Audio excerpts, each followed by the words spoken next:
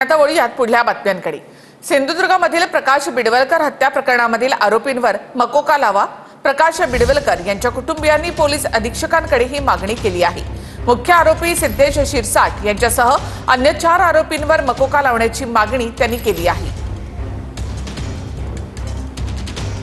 जे मुख्य 4 आरोपी आणि आज 5वा आरोपी अटक करण्यात आलेला आहे, त्यांना मकोका लावावा। म्हणजे हे जे 5 आरोपी आहेत त्यांच्यावर सिंधुदुर्ग जिल्ह्यामध्ये वेगवेगळ्या पोलीस स्टेशनला वेगवेगळे गुन्हे नोंद आहेत। सिद्धेश शिरसाट हा जो मुख्य आरोपी आहे, मागील 1.5 वर्षापासून त्याचा हद्दपारीचा प्रस्ताव प्राण त्यांच्याकडे पडून आहे।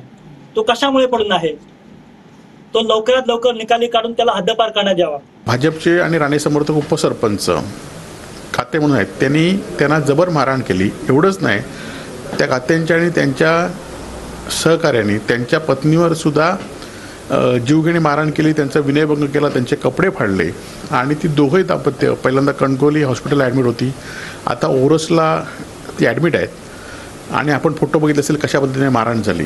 परंतु आज दुर्दैवाने आज 5वा की 6वा दिवस आहे, अजूनही त्या आरोपींना अटक झाली।